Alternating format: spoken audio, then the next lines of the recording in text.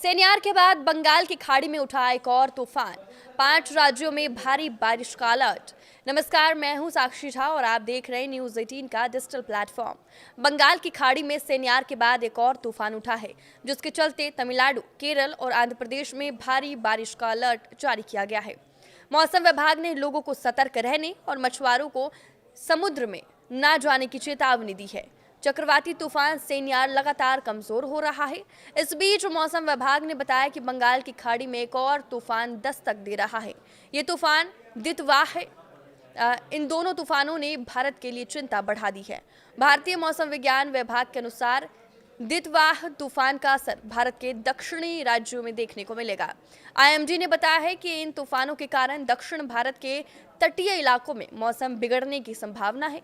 विभाग ने बताया कि गुरुवार को बंगाल की खाड़ी में बना गहरा दबाव चक्रवात दितवाह में बदल गया। बंगाल की खाड़ी में बने इस खतरनाक सिस्टम को देखते हुए भारतीय मौसम विभाग ने भी प्री साइक्लोन अलर्ट जारी कर दिया है। विभाग ने बताया कि चक्रवात का रुख उत्तर तमिलनाडु, पांडुचेरी और दक्षिण आंध्र प्रदेश, तेलंगाना और केरल के तटों की ओर है। इन क्षेत्रों में 30 नवंबर तक मौसम बेहद खराब होने की संभावना है। विभाग ने तटीय इलाकों में मछुआरों को सतर्क रहने को कहा है। चक्रवात दितवाह के कारण दक्षिण भारत के कई राज्यों में भारी से अति भारी बारिश की संभावना है।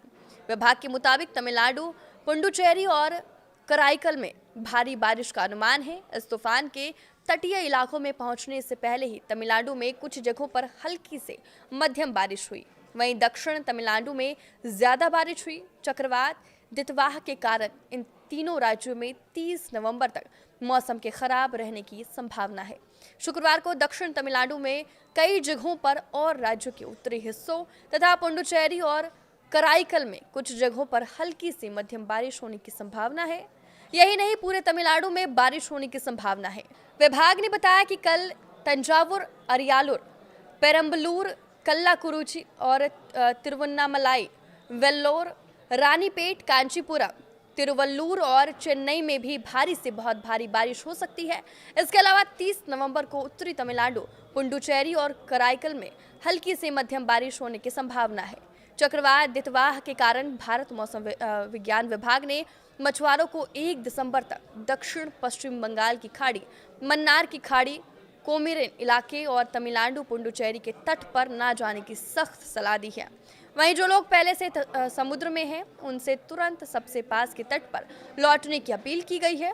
तूफान के असर से विभिन्न तटीय क्षेत्रों में 60 से 100 किलोमीटर प्रति घंटे की हवा चलने की संभावना है। दक्षिण तमिलनाडु, पुडुचेरी, श्रीलंका और दक्षिण आंध्र तटों पर गेल फोर्स हवाएं चलेगी। आईएमडी ने 1 दिसंबर तक समुद्र में मछली पकड़ने पर पूरी तरह से रोक लगा दी है। पहले से समुद्र में मौजूद नावों को तुरंत सुरक्षित स्थानों की ओर जाने की सलाह दी गई है। लोगों को घरों में सुरक्षित रहने की सलाह दी गई है। भारत से पहले श्रीलंका में साइक्लोन दितवाह ने तबाही की दस्तक दे दी है। दितवाह का अभी लैंडफॉल नहीं हुआ है, फिर भी इससे असर दिखना शुरू कर दिया है। देर रात से जारी आंधी, तूफान, बारिश और लैंडस्लाइड में अब तक 56 लोगों की मौत हो गई है, जबकि 21 लोग अभी लापता हैं। मौसम विभाग ने चेतावनी दी है कि अगले 12 घंटों में जब ये पूरे द्वीप पर पहुंचेगा तो तूफान और तेज हो सकता है। पिछले 24 घंटे में 300 मिलीमीटर से ज्यादा भारी बारिश हुई है। इसके कारण हुए लैंडस्लाइड की वजह से सबसे ज्यादा मौतें हुई। साइक्लोन दितवाह लैंडफॉल से पहले ही आइलैंड देश पर तबाही ला दिया है। डिजास्टर मैनेजमेंट सेंटर ने एक बयान में कहा है कि देश भर में 43,991 लोगों को स्कूलों और दूसरे पब्लिक शेल्टर में पहुंचाया गया है। अभी सैकड़ों परिवार छतों और बाढ़ में फंसे हुए हैं। उनको बचाने की प्रक्रिया जारी है। श्रीलंका में भारी बारिश की वजह से स्कूल बंद कर दिए गए, ट्रेन सर्विस रोक दी गई है और कोलंबो स्टॉक एक्सचेंज बंद कर दिया गया है। पूरे देश में लॉकडाउन की स्थिति बनी हुई है।